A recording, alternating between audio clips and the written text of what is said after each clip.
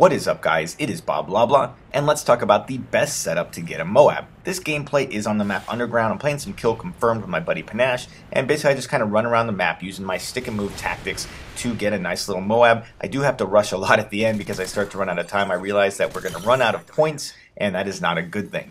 So, guys, you guys request MOAB videos and MOAB tip videos all the time in my personal messages. And by the way, guys, I do read all of my personal messages. Don't be offended if I don't respond to you guys. I get so many that there's just no way I can, but I do read them all, believe it or not.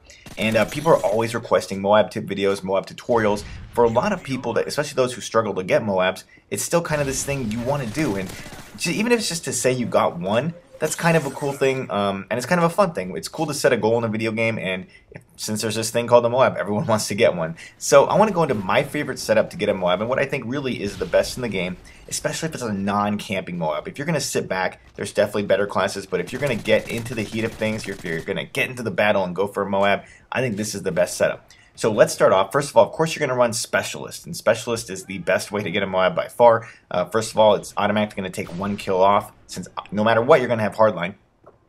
Also, having all the perks makes you so much harder to kill. Trust me, it's a big advantage running Specialist. So now let's talk about the gun setup. By far, my favorite MOAB gun setup is the MP7 with the silencer and rapid fire. Now, there are other setups that I prefer for other game types, or if I'm not going for a MOAB, but when it comes to getting a MOAB, I want accuracy and I want silence. I want to stay off the radar. That's a big factor in getting a MOAB, is staying alive. You don't want people knowing where you are so they can shoot you in the back. By the way, this tutorial is more for domination and kill confirmed. In free-for-all, a lot of these rules would change. So definitely this is more for domination, kill confirmed, or team deathmatch, those three game types. So the MP7 with silencer and rapid fire, great combination. You have great killing power. There are guns that can kill faster, but not nearly as accurate. If you're on a map that's a little bigger and more widespread, you might want to switch to an ACR with silencer and extended mags. But like I said, for me, the MP7 silencer rapid fire, best gun to get a MOAB with. For my secondary, there's two setups I like. One is the Akimbo Scorpions, which I'm using in this game. It's a great counterpart to this. It's an awesome up-close weapon. It kills really fast and it's very accurate. I also really like the MP9 with silencer. That keeps you off the radar, and it also gives you that mid and long range ability that the MP7 has. So if you do happen to run out of bullets, there you go. You have a nice option. However, when we get to the perks, you'll realize something. You should probably never run out of bullets, and let me get into why. For the first perk, I prefer Scavenger. Now, Scavenger or Scavenger Pro especially. Scavenger is not one of my favorite perks in this game. I think it's actually underpowered. However, with Scavenger Pro, it gives you not only the ability to refill ammo every time you pick up a scavenger bag, but it also gives you extra starting ammo. So with a gun like the MP7, you actually start out with 240 rounds of ammo. With that much ammo, you should not be worrying about ammo at all in your whole match, basically. Throw in the fact that you can get scavenger bags.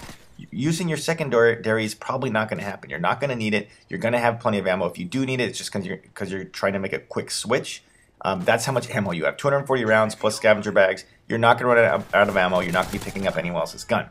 For my second perk, I start with Assassin. I used to start with Hardline more, but what I found is that one extra kill is nice, but it's not that important. But the other thing is, a lot of times, especially mid-game, there's so many UAVs up in the air, just getting that first kill can be kind of tricky. So I like Assassin. I like staying off the radar. It allows me to flank and be aggressive. I know in the past I've bitched about it, but Modern Warfare 3 is not Black Ops. It's not Modern Warfare 2. It is so easy to get UAVs and advanced UAVs in this game.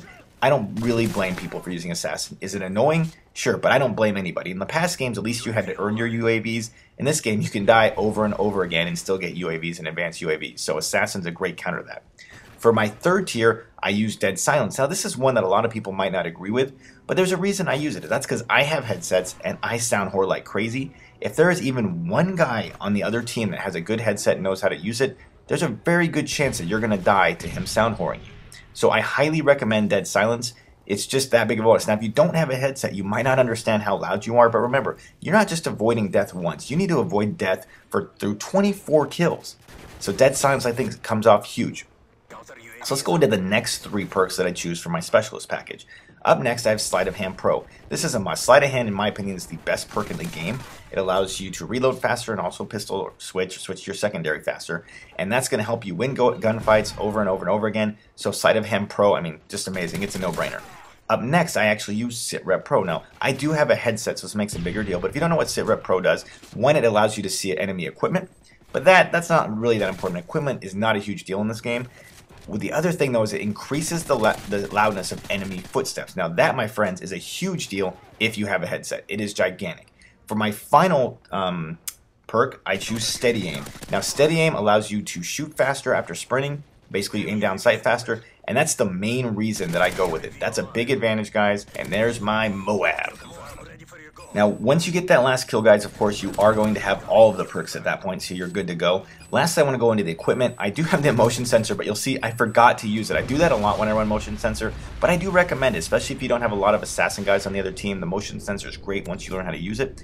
And then for my lethal, well, just as a grenade, you're only going to get one kill from it, but though, for whatever reason in this game, I don't think I used either one. But that's it for this video. Let me know in the comments. I want to know what your best setup to get MOABs is, and give this a try. Let me know what you think. I really think it's effective if you're an aggressive player going after a MOAB. Like I said, if you're camping, you might want a more defensive weapon, but if you're trying to get out there, get into close quarter battles, this is a setup to use. So that's it for the video, guys. If you enjoyed it, please hit that like button, and I'll talk to you guys later. Take it easy.